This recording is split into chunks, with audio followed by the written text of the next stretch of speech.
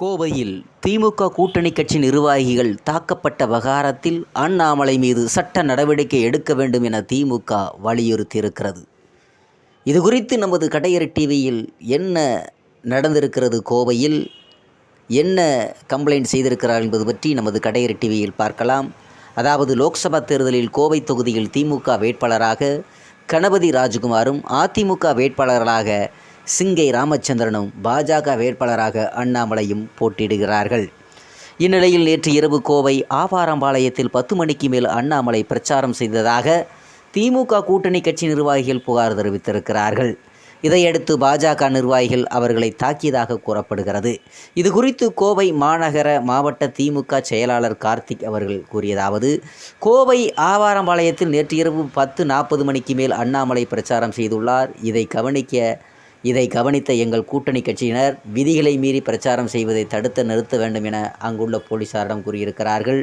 அப்போது பாஜக வேட்பாளருடன் வந்த அடியாட்கள் சிலர் எங்கள் ஆட்களை பின்னால் இருந்து தாக்கியிருக்கிறார்கள்.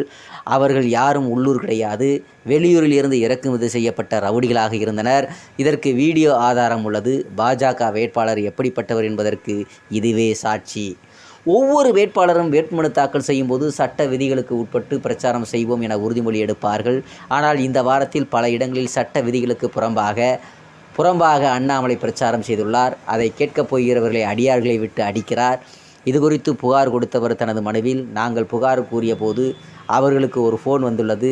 அதன் பிறகுதான் அதிகப்படியாக தாக்கினர் என குறிப்பிட்டிருக்கிறார். இது தொடர்பாக அண்ணாமலை மீதோ பாஜக முக்கிய பிரமுகர்கள் மீதோ வழக்கு பதிவு செய்யவில்லை. காவல் துணை ஆணையரிடம் புகார் தெரிவித்தோம், கலெக்டரிடம் கூறியுள்ளோம். தேர்தல் கமிஷன் மீதே எங்களுக்கு நம்பிக்கை போய்விட்டது.